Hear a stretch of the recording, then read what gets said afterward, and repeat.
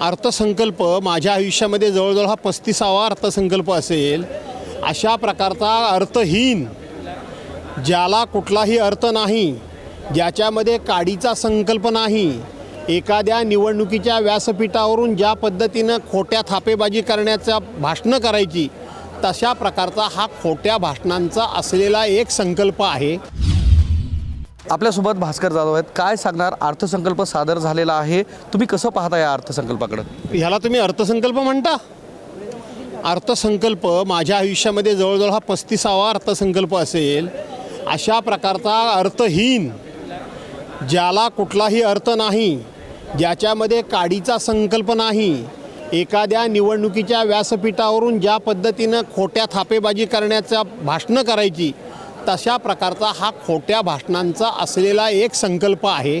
याच्यापेक्षा ह्याला अर्थसंकल्प ज्याला म्हणतात, अर्थसंकल्पाचे 2 भाग असतात, एक पार्ट 1 आणि एक पार्ट 2 असे 2 भाग असतात। यातल्या पार्ट 1 मध्ये ज्या अर्थसंकल्पामध्ये गेल्या वर्षी आपण काय बोललो होतो, तोच काय काय संकल्प आपण केले होते, त्याची किती पूर्तता झाली, त्याला किती आपण तरतूद केली, ही माहिती लिहिली जाते।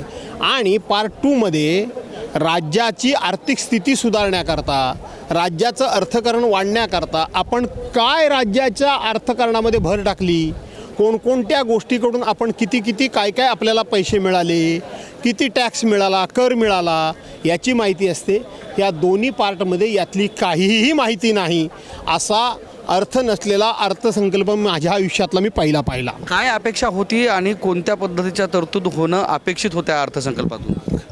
माझी अपेक्षा काय, 50 योजना तुम्ही जाहीर केल्यात ना, मग त्या 50 योजनेपैकी एका तरी योजनेला तुम्ही आर्थिक तरतूद केल्याचं त्याच्यामध्ये आकडा दाखवा ना मला।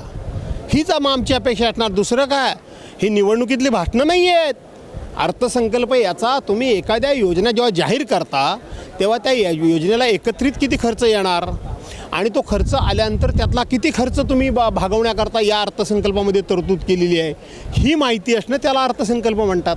असं एका योजनेबद्दल सुद्धा कुठं लिहिलेलं नसल्यामुळं तुम्ही त्याला अर्थसंकल्प म्हणता, आम्ही हे फळावरचा भाषण म्हणतो।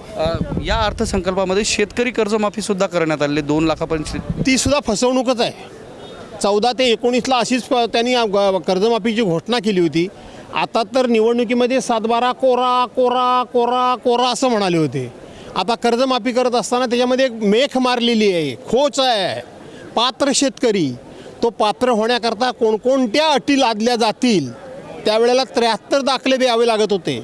उद्धव बाळासाहेब ठाकरे यांनी सरसकट जशी शेतकऱ्यांना कर्जमाफी केली, तशी ही कर्जमाफी नाही आहे, ही शेतकऱ्यांना फसवी अशा प्रकारची घोषणा आहे। शेवटचा एक प्रश्न, लाडक्या बहिणी जी योजना आहे ती पूर्व चालू राहणार आहे? तर हे होते भास्कर जाधव, ज्यांनी जो आजचा अर्थसंकल्प आहे जो सादर करण्यात आला, तो अर्थसंकल्प ही पोकळ योजनांची घोषणा असं या अर्थसंकल्पाला म्हटलं आहे आणि या अर्थसंकल्पावर भाष्य केलं आहे। कॅमेरामन सुधाकरसह मी धनंजय सोळंके, टाइम्स नाऊ मराठी, विधान भवन, मुंबई।